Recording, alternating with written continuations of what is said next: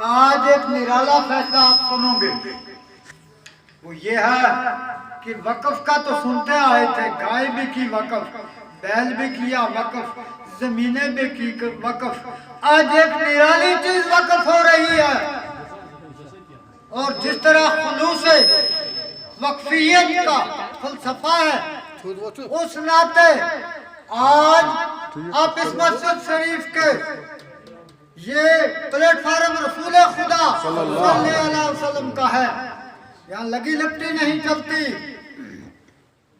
یہاں جو بھی آواز ہوتا ہے یہ آواز خدا ہوتا ہے، کوئی بول نہیں سکتا اللہ کے گھر میں۔ حاجی صاحب نے آج جو وصیت کی، اس کی میں پہلے آپ کو تحریری صورت دکھاؤں، پھر تقریری پہ بات ہوگی۔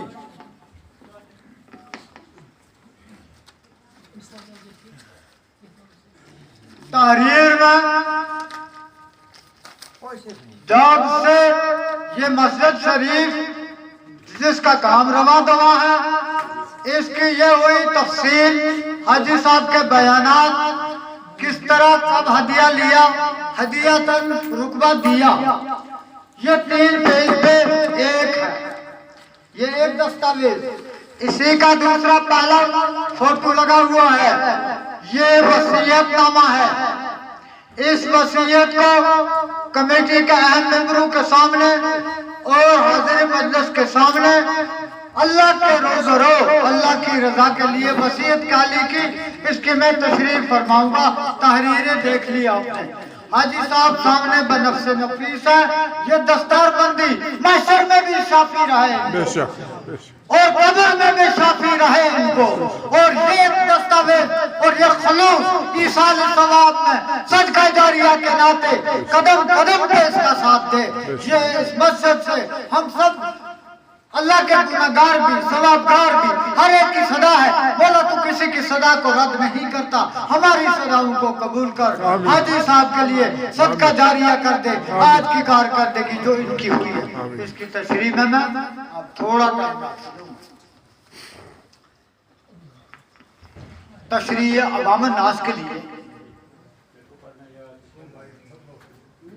میں مولوی نہیں،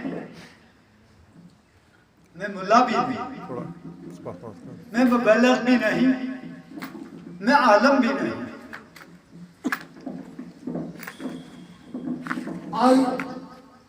الامر فوق الادب، ادب پہلا کرینہ ہے محبت کے کرینوں میں، یہ وہ خزانہ ہے جو ملتا نہیں بادشاہوں کے خزانوں میں۔ مقام ادب ہے مسجد، ہم مسجد میں کھڑے ہیں، اس کو بیت اللہ کہتے ہیں۔ بیت اللہ حرم شریفی کو نہیں، بیت کہتے ہیں عربی میں گھر کو، اللہ کا گھر، مسجد میرے رب کا گھر ہے۔ ارے ہمارا سب کچھ اس رب کا ہے۔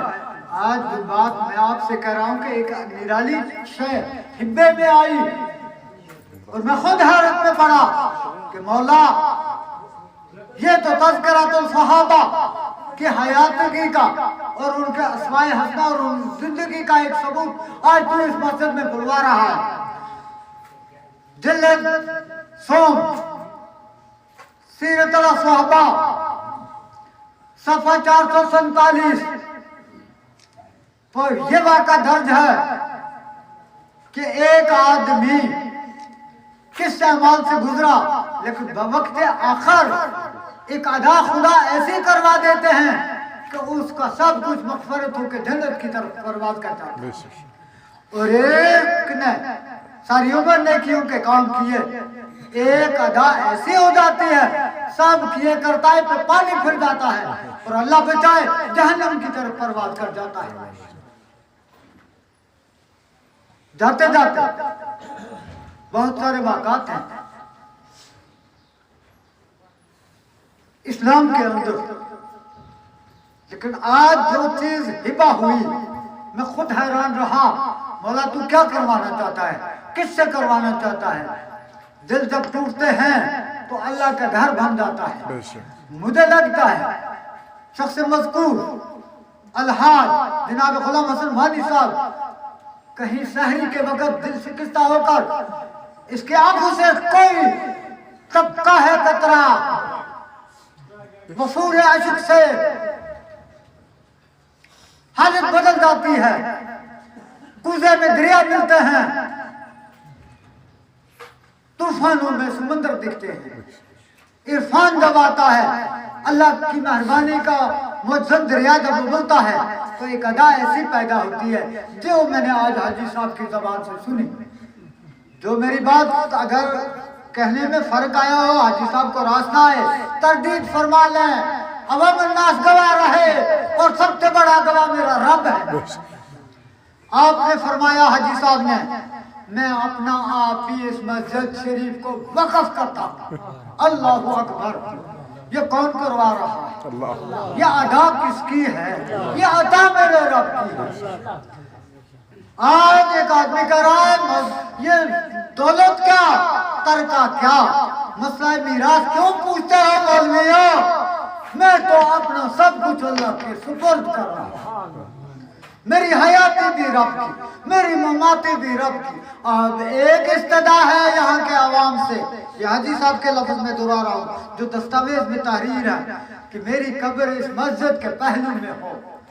जिस कदर के मनकूला गैर मनकूला तरकाए यहाँ पे है, ये मेरी कब्र के गिर्द नवा सब मलकीत अल्लाह तेरी और तेरे घर की। सुभान सुभान। मैं भी सोच रहा था कि आप कब्र का हिस्सा रखेंगे तो कब्र तजहीज़ और तक़सीम, अरे ये भी हम पे आई। मसला मीरास मेरे अब्बा जान कहा करते थे जनाजों में, मौलवी साहब जरा मसला मीरास सुना दो। तो एक दिन मैं छोटा था, अब्बा जान से पूछा, अब्बा आप हर जनाजे में फरमा देते हैं मसला मीरास क्या होता है? तो कहा बेटा ये चीज होती है कि हो सकता है इस मौरूसी आला ने जो मरा इस घर का बड़ा, इसने वसीयत न की हो तहरीरन तकरीरन, तो इस पे बोझ होता है कि तूने अपने वरासत को तरके को क्या किया। तो फरिश्ते पूछ लेते हैं कि तनाज़ा क्यों छोड़ कर आया?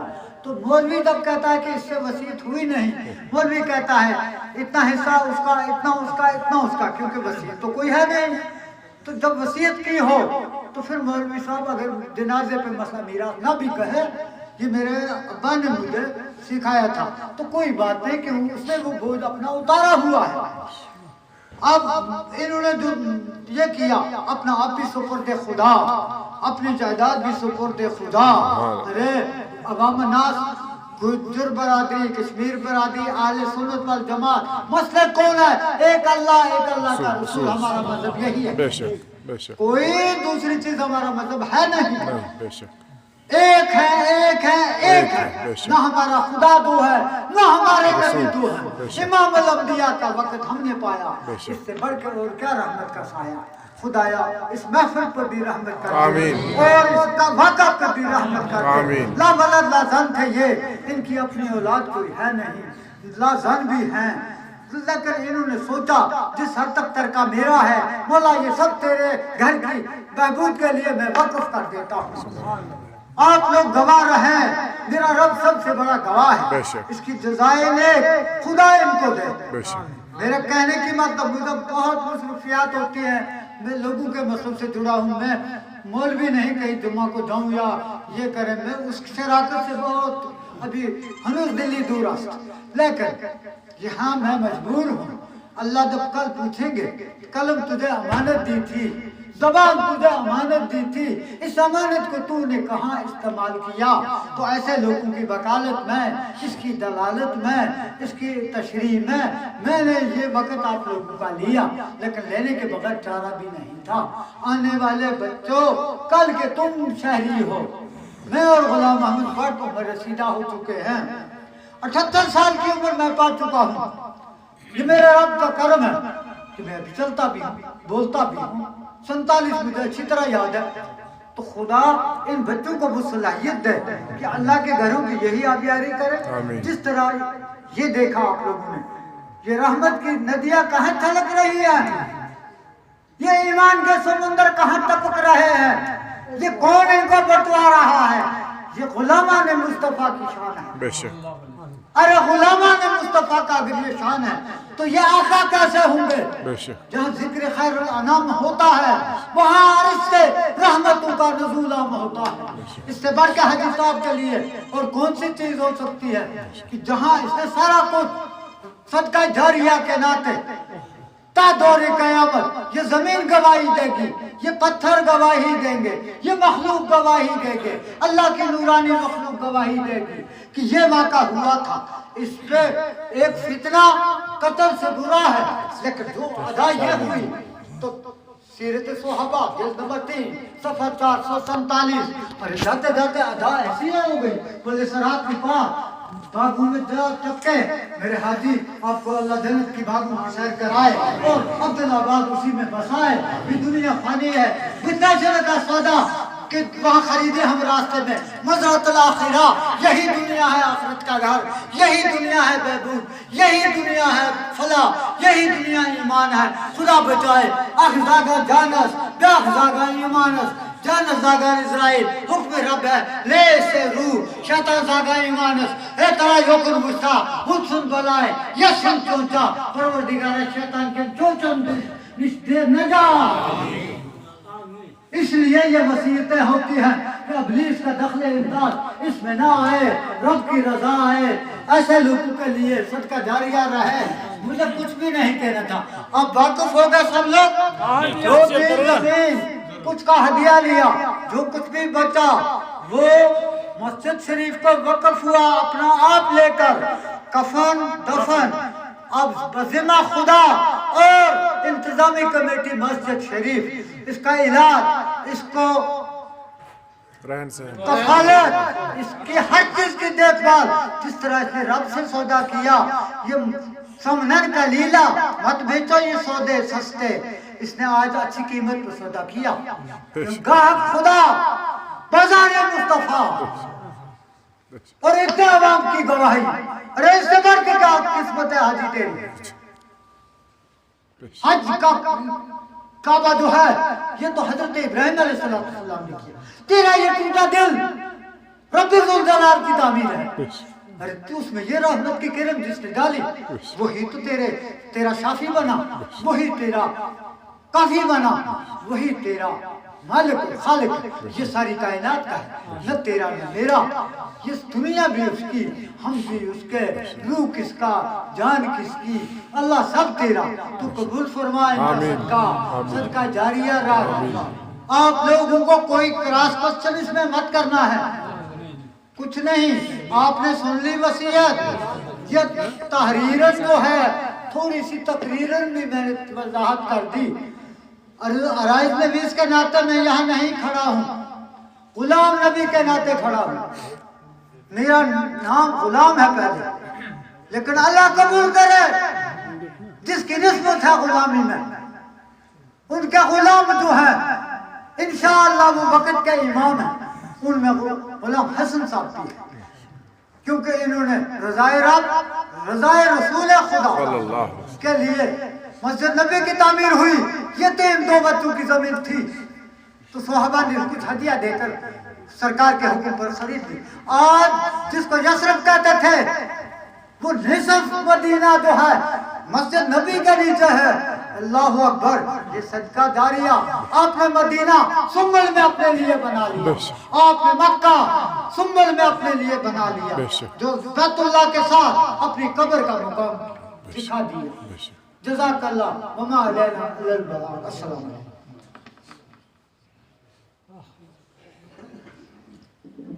میں اردو کی اور گجر پائی کے دن نہیں سمجھیا، میں نہ کہوں گوجری میں 2 لفظ سارا سمجھ گیا، میرا نال رہا نکا جڑا تم میں سوچو پڑے گڑے تے ماننا کریے مت آنکھے میں پڑیا، رب کا ہر دوبارے ہمیشہ ڈول دیوے تل کڑیا، تکبر کی ایک ذرا بھی آئی تو الٹ کر رکھ دیتا ہے۔ تو جاگتا رہیا اس مسجد نا مثالی خدا بڑھاوا گا، جت ہم خادمہ کی ضرورت ہوئی اگر زندگی نے ساتھ دیتا ہم تارے نال رہاں گا۔ اس کا تیری بولی بولنا ہے ہمارا قبیلہ کا لوگ ہے، ہمارا بھائی ہے، اور مسلمان کے واسطے جو ہے کہ مشرق مغرب شمال جنوب مسلم ایک ہے، ہمارا رب بھی ایک ہے، ہمارا رسول پاک صلی اللہ علیہ وسلم ایک ہے۔ تو یہ اللہ کی گھر کی تعمیر کی بات ہو رہی ہے، تو اس میں جو کچھ کہنا تو میرا اندازہ کہ میں کہہ نہیں سکیا، اگر زبان میں یہ انزل مہد ماما آوین ہوتا ہے، مہد ماما میں یہ انزل آتمز مہد ماما میں یہ انزل آتمز یہ آوین کا بھی نہیں ہوتا۔ اللہ یہ سودا ہر ایک نا میرے سمیت کرنے کی توفیق دے، تو اللہ قبول ہے عزیز صاحب کی یہ آخری وصیت، تو خدا ان کی شفاعت کو ذریعہ بے جو قطع اراضی اور یا جائیداد بڑھاتا ہے، اس میں کوئی دکان تھا بی بی بسیط کا ہے، اس میں ان کا مرلوب بچے تو بی بی بسیط کا ہے، جو کچھ منقولہ غیر منقولہ ہے اللہ تیری رضا کے لیے حدیث نے وقف کیا تھا۔ مجھے حاجی صاحب کا حکم تھا کہ تو دعا زبانہ کے بچوں تشریح کریے وسیع کتے کے لکھو، میں وہی لکھا جس سے کیا میں وہی بولیا جو عوام نے سنا۔ السلام علیکم۔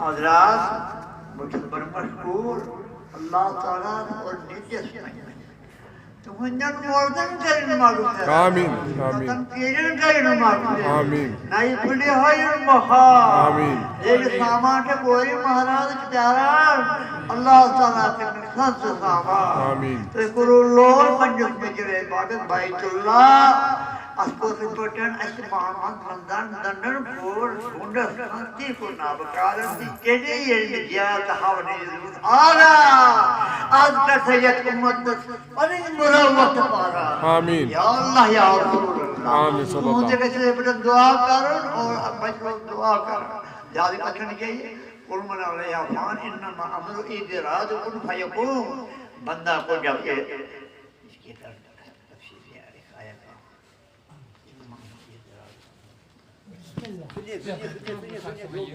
إنما أمره إذا أراد شيئا أن يقول له كن فيكون. إنما أمره